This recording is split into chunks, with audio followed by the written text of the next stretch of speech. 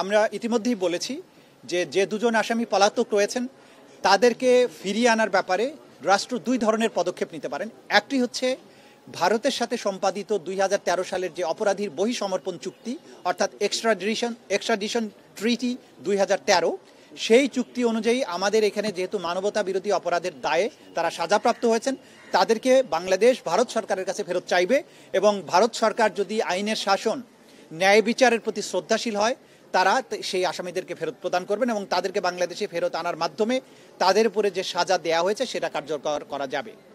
দ্বিতীয় যে প্রক্রিয়া আছে সেটি হচ্ছে যে ইন্টারপোলের মাধ্যমে, যেহেতু একটি বাংলাদেশের একটা ট্রাইব্যুনাল থেকে উপযুক্ত আদালতের থেকে তাদের মৃত্যুদণ্ড প্রদান করা হয়েছে, তাদেরকে ইন্টারপোলের মাধ্যমে গ্রেপ্তার করে বাংলাদেশে এনে সেই সাজা কার্যকর করা যেতে পারে। এই ব্যাপারে বাংলাদেশের স্বরাষ্ট্র মন্ত্রণালয়, পররাষ্ট্র মন্ত্রণালয় সম্মিলিতভাবে প্রয়োজনীয় ব্যবস্থা গ্রহণ করবেন।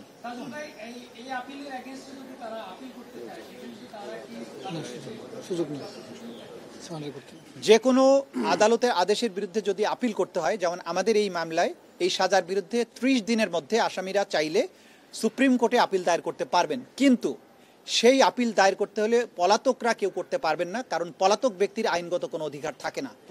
তাহলে আপিল করতে হলে তাকে অবশ্যই এসে বাংলাদেশে আত্মসমর্পণ করতে হবে এবং জেলে গিয়ে তিনি তখন সুপ্রিম কোর্টের কাছে তার সাজার বিরুদ্ধে আপিল দায়ের করতে পারবেন। যদি আত্মসমর্পণ না করেন তাহলে তার রাইট অফ অ্যাপিল থাকবে না। এই মামলাকে অবজারভেশনের কথা জানতে চাচ্ছিলাম যে ট্রাইব্যুনাল কি মনে করেন যে এটি যে ব্যাপক এবং পরিকল্পিত হত্যাকাণ্ড ছিল, এই বিষয়ে ট্রাইব্যুনালের অবজারভেশনটা? দেখুন, আমরা বারবারই বলেছি এবং আদালত এটা কিন্তু বারবার পরিষ্কার করেছেন যে ক্রাইমস অ্যাগেনস্ট হিউম্যানিটি অর্থাৎ মানবতার বিরুদ্ধে অপরাধ হতে হলে তাকে দুটো শর্ত পূরণ করতে হবে। যে অ্যাটাক বা আক্রমণের মাধ্যমে মানুষ যে হত্যা হয়েছে সেই অ্যাটাকটা হতে হবে ওয়াইড স্প্রেড অথবা সিস্টেম্যাটিক। আদালত এখানে তার ফাইন্ডিং দিয়ে বলেছেন জুলাই আগস্ট 2024-এ বাংলাদেশের ছাত্র জনতার উপরে যে অ্যাটাকটা করা হয়েছিল সেই অ্যাটাকটা হয়েছিল নিরস্ত্র সিভিলিয়ানদের উপরে, নাম্বার 1। নাম্বার 2, এটা ছিল ওয়াইড স্প্রেড, ব্যাপক মাত্রায় আক্রমণ, কারণ বাংলাদেশের almost every part of the country এই অ্যাটাকটা পরিচালিত হয়েছে।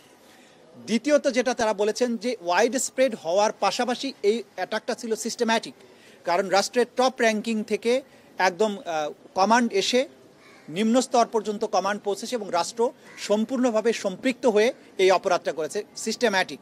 এবং এইটা তারা করেছেন তাদের সম্পূর্ণ জ্ঞানত, তারা জেনে বুঝে এটা করেছেন।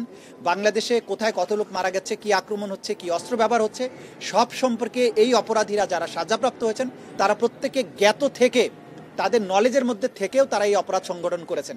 সুতরাং ওয়াইড স্প্রেড, সিস্টেম্যাটিক এবং উইথ দি নলেজ, এই সবগুলো শর্ত এই অপরাধের মধ্যে এই শর্তগুলো পূরণ হয়েছে বলেই এটা ক্রাইমস অ্যাগেনস্ট হিউম্যানিটি হিসেবে বিবেচ্য হয়েছে এবং সেই ক্রাইমস অ্যাগেনস্ট হিউম্যানিটির দায়েই তাদেরকে এই শাস্তিটা দেওয়া হয়েছে।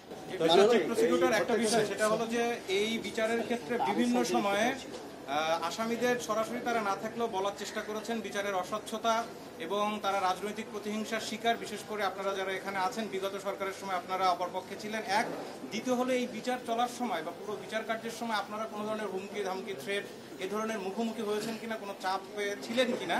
আজকে যেহেতু রায় হয়ে গেছে এই ব্যাপারে আপনি বলবেন কিনা? বিজলি কেবলস এর স্কিন কোটেড ইনসুলেশন আগুন প্রতিরোধী। বিজলি কেবলস, নিরাপদ আজীবন। দেখুন, ইতিমধ্যে কিন্তু আদালত তার অবজারভেশনে বলেছেন যে এই আসামিরা বিচার চলমান থাকা অবস্থায় মামলার সাক্ষী, বিচারক এবং ট্রাইব্যুনালের সাথে সংশ্লিষ্টদেরকে হত্যা করার, তাদের বাড়িঘর জ্বালিয়ে দেওয়ার হুমকি দিয়েছিলেন এবং সেই দায়ে কিন্তু আসামি শেখ হাসিনার 6 মাসের কারাদণ্ড হয়েছে। সুতরাং এটা প্রমাণিত আদালতের মাধ্যমে যে তারা হুমকি ধামকি দিয়েছিলেন, কিন্তু বাংলাদেশের জনগণ, এই প্রশাসন, এই বিচারের সাথে সম্পৃক্ত কেউই এই হুমকিতে ভয় পাননি। তারা তাদের প্রতি আইন সম্মত উপায়ে যে দায়িত্ব অর্পিত হয়েছিল তারা সেটা পালন করেছেন এবং তার প্রতিফলন আজকের রায়। এই বিচার সম্পূর্ণ স্বচ্ছভাবে পরিচালিত হয়েছে।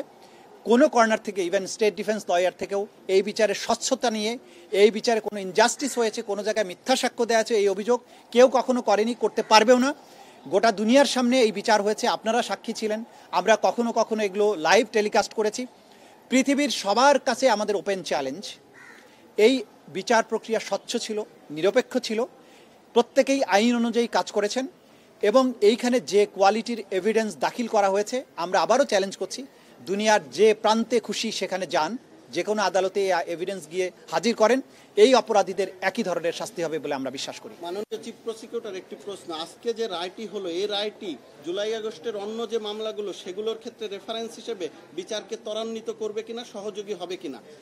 ডেফিনেটলি যে এই ক্রাইমস এগেনস্ট হিউম্যানিটিতে টপ কমান্ডারদের দায় যেখানে প্রমাণিত হয়েছে, সেটি পরবর্তীতে নিচের টায়ারের যে সমস্ত কমান্ডাররা আছেন বা ব্যক্তিরা যারা ক্রাইমস এগেনস্ট হিউম্যানিটির সাথে সম্পৃক্ত, তাদের অপরাধ প্রমাণের ক্ষেত্রে ডেফিনেটলি একটা জুডিশিয়াল ডিসিশন হিসেবে এই রায়টি কাজ করবে এবং সেটা যথা নিয়মে যতটুকু প্রয়োগযোগ্য হবে সেভাবেই প্রয়োগযোগ্য হবে। তবে প্রত্যেকটি মামলায় প্রত্যেকটি আসামির বিরুদ্ধে এভিডেন্সগুলো স্বতন্ত্রভাবেই দেয়া হবে এবং প্রত্যেক আসামিকে তার নির্দোষিতা প্রমাণের যথোপযুক্ত সুযোগ দেওয়া হবে।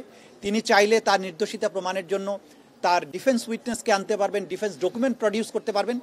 এই রায় একটা নজির হিসাবে কাজ করবে, কিন্তু প্রত্যেকটি আসামি বা প্রত্যেকটি মামলার বিচার স্বতন্ত্রভাবেই অনুষ্ঠিত হবে। তাজুল ভাই, এই যে রায়টা হলো, এটার মৃত্যুদণ্ডের সুনির্দিষ্ট কোনো সময়ের আইনি সময় ধার্য করে দেওয়া হলো? যেটা এখন আজকে আমি আপনাদেরকে বলতে পারি, গত সারা রাত ধরে আমাদের সকল বিজ্ঞ প্রসিকিউটরগণের নাম্বারে বিদেশ থেকে অধিকাংশই ভারতীয় নাম্বার থেকে তাদেরকে টেলিফোনে কল করা হয়েছে, তাদের নানান ধরে গালাগালি অশ্লীল কথাবার্তা বলা হয়েছে, গালাগালি করা হয়েছে। এগুলোকে আমরা খুব একটা আমলে নেই না, কারণ একজন অপরাধী যখন বুঝতে পারে যে সে অপরাধ করেছে এবং তার সাজা অত্যাসন্ন, তো তখন সে তার এই জাতীয় আচরণ তার অপরাধ প্রবণতাকে নির্দেশ করে। এগুলোকে আমরা আমলে নিচ্ছে না। অপরাধীরা তাদের চরিত্রই প্রকাশ করছে, কিন্তু তাদের এই সমস্ত দম্ভ, হুমকি, বাংলাদেশের মানুষকে ন্যায় বিচার প্রাপ্তির জন্য তাদের যে আকাঙ্ক্ষা, ন্যায় বিচার প্রাপ্তির জন্য তাদের যে প্রচেষ্টা, এখান থেকে কোনো অবস্থায় এক চুলো হটাতে পারবে না।